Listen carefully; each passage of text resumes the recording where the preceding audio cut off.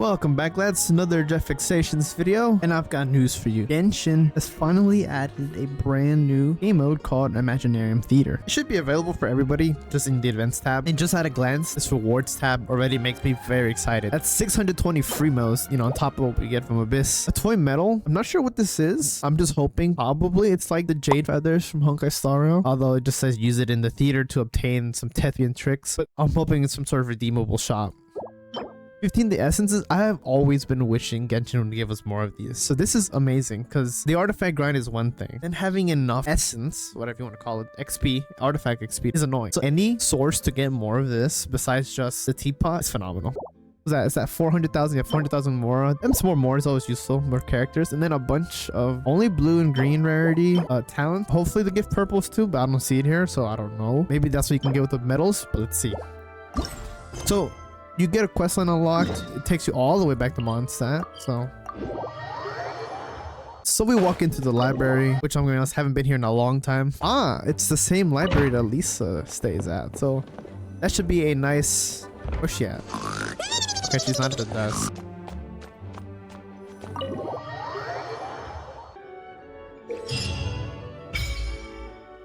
Alright, and just like that, once you teleport, I guess we get a nice area unlocked. Let's see, the theme will change every so often with it. The conditions and guest characters changing along with it. So you're going to be given some characters from the get-go. How built they'll be, I don't know. Hopefully at least level 90. Probably level 80. With 2 vigor, when they complete an act, they lose 1 vigor. So every character can be used twice. I'm pretty sure we've seen that in some limited events they run every now and then. Music. Yeah, options to actually interact with the plushie. That's funny. That's Puppeteers. New books, I'm assuming. For you lore masters out there, there's some new books, I guess. Take a look at those. Let me know what we find.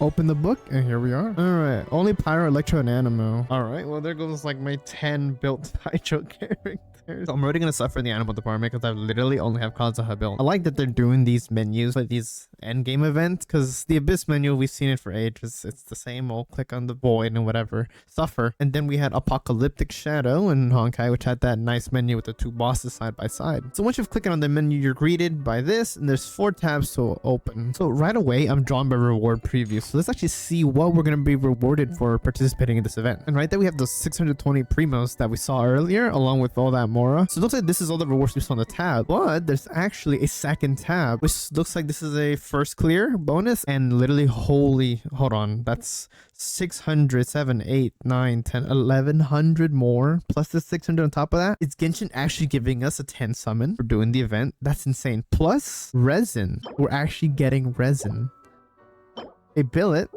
a bunch more Mora, and purple books. That's awesome. This second tab makes this a must clear. The fact that we're given even more free modes, enough to do more than a 10 summon, more Mora, and quite a bit more Mora actually. That's 80k times 8. What's that? 640,000 Mora, a couple books, and resin. 4 fragile resin. That's awesome. I really hope that this is a new precedence that Genshin is setting to kind of, I hate comparing the two, but to kind of follow the steps of Honkai Star Rail, where we were given 3 endgame modes already, permanent events essentially, and many of the universe, the Divergent universe, Sim universe, Golden Gears, and then the Swarm one. There's many ways to earn resources in that game, and I hope we see more of that going into the Natland season. But this is an amazing start. I'm just glad we have more content to play towards the end game.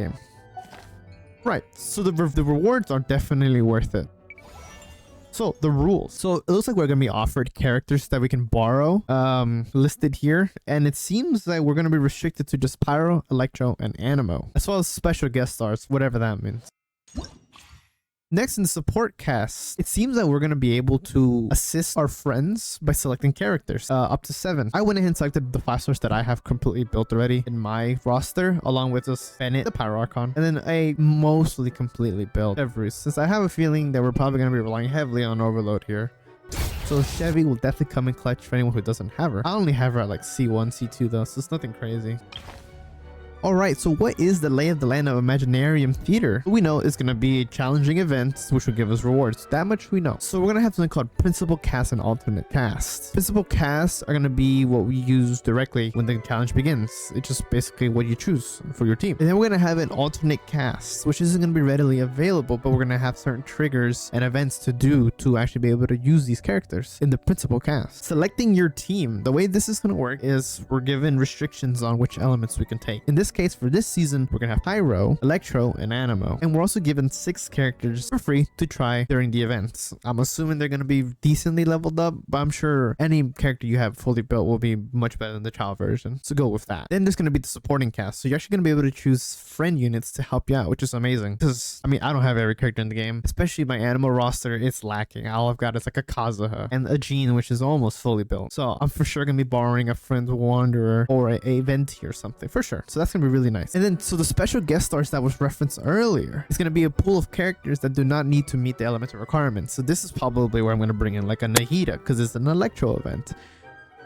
And Dendro is the best thing to happen to Electro, and sliced bread. So the rules with the characters is something they're calling Vigor. With Vigor, every character is going to have 2 uses, which each combat taking 1. This is great. So you're not going to actually need 3 whole teams. You should be able to use character at least again, which is nice. And once you use all the Vigor, the character can no longer participate. Plain and simple. So it looks like Imaginarium Theater is going to start every month, just like they're going to change Abyss to start at every month now. And that's when they're going to change the elemental restrictions and other challenges. Along with the changing roster and elemental requirements, we're gonna have blessings that are gonna rotate every season as well. These are just gonna be buffs that are gonna help you out throughout the battle and make it hopefully easier. So once you actually complete events of Imaginarium Theater, we'll be given these toy medals, which I'm not still completely sure. We'll have to check out where we can actually redeem these and what we can redeem them for. And here in the rewards tab, we're actually told what those toy medals are going to do. It seems that wolf plushie we met earlier is gonna be where we're actually gonna be redeeming those toy medals, which are gonna be used to unlock more poses for characters when taking photos. Guys, are we serious? I mean, I'm gonna delay my judgments. Maybe the poses are really cool. Maybe we can see Lumine,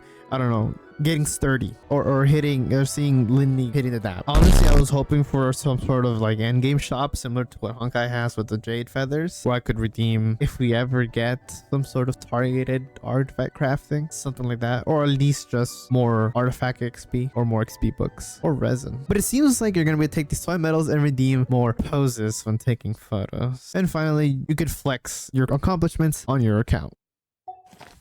Now, once you enter the performance tab, we're actually greeted with a menu to actually challenge the event.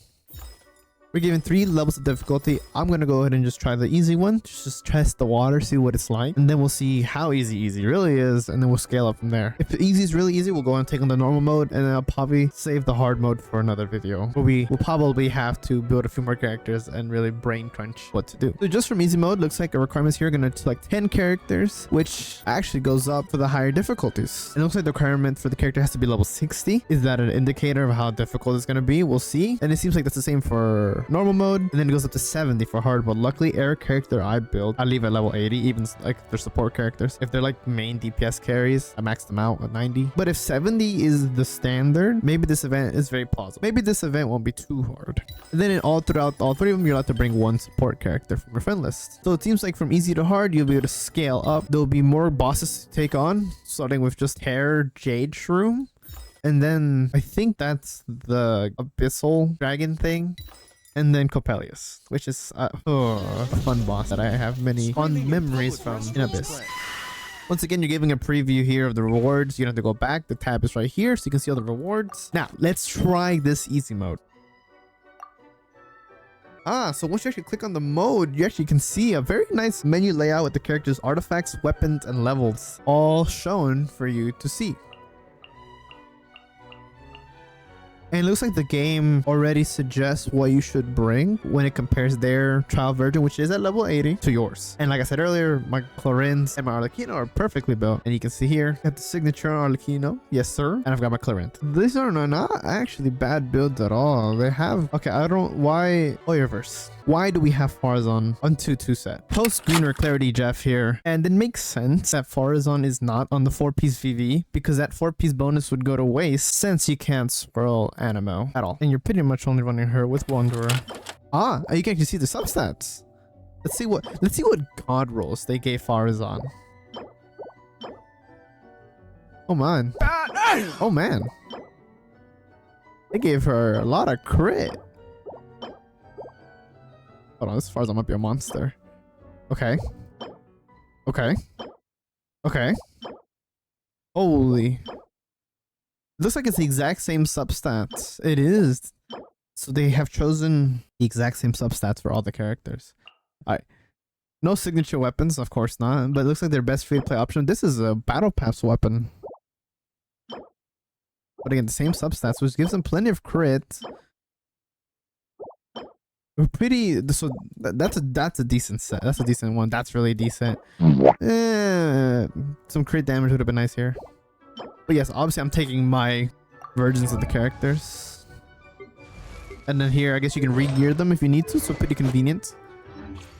Clicking on Fantastical Blessings, we actually get to see what our blessing is for this season. And it seems like after the characters above join your party, their max HP, attack, and defense are all increased by 20%. This will take effect both inside and outside Imaginarium Theater. Does that mean that these characters are permanently buffed for the entire season outside of the theater? We're gonna need to test this out in Abyss then. So that means that's gonna completely take up the meta a little bit perhaps, based on just what character is powerful in what season. And it reminds me how in Destiny, seasonal artifacts influence the damage meta for the entire season.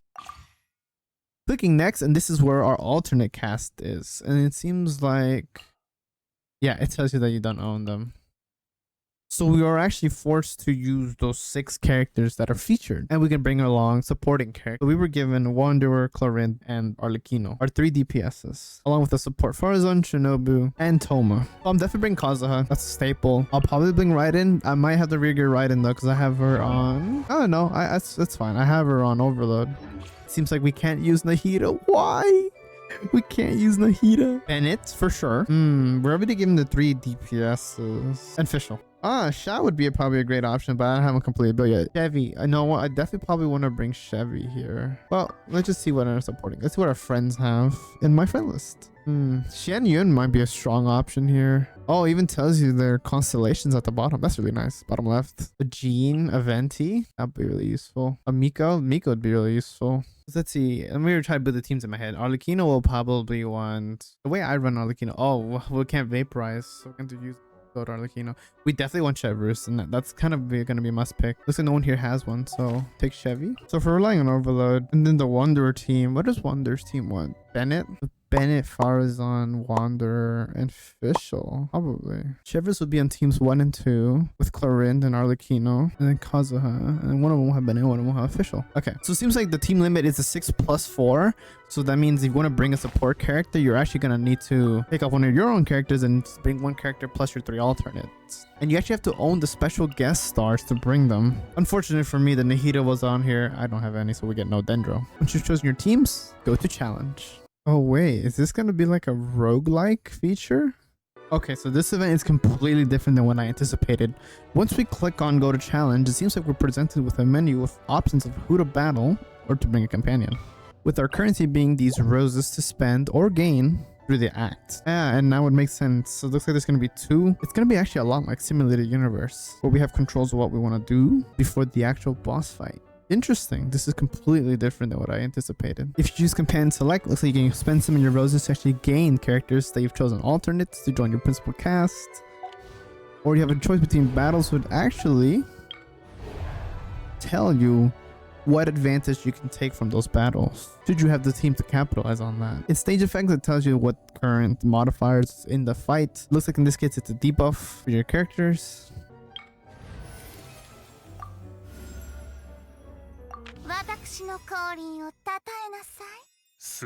Oh, it looks like you get some dialogue when you choose your character, but once you've chosen, we go to the next part of the act before the boss fight. It looks like now we're presented with the mystery cash option. So we're going to just take it because why not? What a familiar menu. Looks exactly like the blessing menu from Honkai. But let's take a look what these actually are. It looks like this probably would benefit more if you play the harder difficulties, because we're already about to approach the boss fight. I won't really be able to capitalize on the first option. That would need us to choose more mystery cash events. But we can choose a random alternate cast member to join the cast. But then no more will join. Given that this is our first and only act, I think that's a done deal here. Oh yes. Is this a repeatable... Oh, you can just repeat this.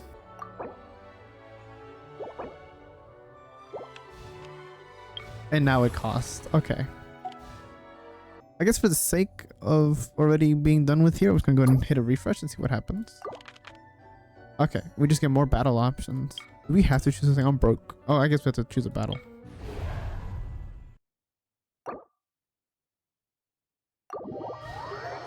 So once you're ready, choose a battle and let's get going. Once you start, go and walk up to the key and actually choose your team, and this is where the challenge will finally begin. Looks like our goals here are to just defeat all the opponents for the brunt of the rewards, defeat opponents using normals. So that's definitely gonna be a... Well, actually, all 3 DPSs that we have here are normal attack DPS users. So that's gonna be an easy challenge to meet and then clear it within 75 seconds. Okay, Lucia aligned characters have an advantage. I never remember this off the top of my head. Let's just see who's who. Can I preview my character details? Challenge details. I can. Lucia. Okay, so looks like Clarinda's gonna be the choice here for sure. No, Bennett. Huh? We're doing Overload. We didn't get Bennett. That's unfortunate. I guess we use Toma as a substitute. Toma would definitely be more useful in the Arlecchino side.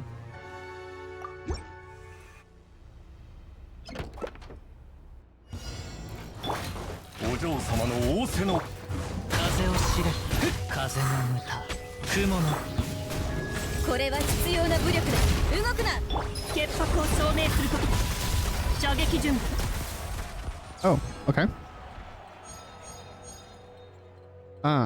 They kind of all died in my burst. Okay, we can meet that condition. We just won't burst with Kazuha. Yeah, or we just won't burst with Clarint. Yeah, that's what we'll do. There it is. Easy peasy. Here's a cool feature. It seems in between acts, your characters will actually come and visit and chill for a while. In this case, I had Clarint, Kazuha, Chevrus, and Fischl. Alright, and once you finish, looks like this is the screen you're greeted with. Pretty nice. And yeah, you'll have to earn all 3 of those stars all throughout to get the most rewards, I imagine. Once you finish your first run or any consecutive run, it looks like you can claim rewards from this chest over here. And there it is. Those are the 3 stars we earned throughout the first act. Luckily, there's a claim all. Now, I don't know if they said it, but I'm hoping if you do just hard, you can claim every subsequent reward, but I have to run out 3 of them. But look at those free rewards. That's awesome. I love that. We want more of this. Along with the first time bonus. Look at that. Very nice. And to redeem your toy coins, medals, you come talk to Wolfie here right next to it. Oh, they're actual, like, okay, hold on. Please let me gritty. Please have the dab. Is it just for the character? Because if it is, that's gonna be, I mean, that's cool, I guess. That's really cool. I think it's actually character exclusive. In that case. Well, in that case, I'm grabbing that one. That's nice. But yeah, in time, I'll challenge the hard to see how much the difficulty truly ramps up. But that is all I have for you today. My name has been Jeffrixations. Take care of yourselves. I'll see you all next time. Goodbye.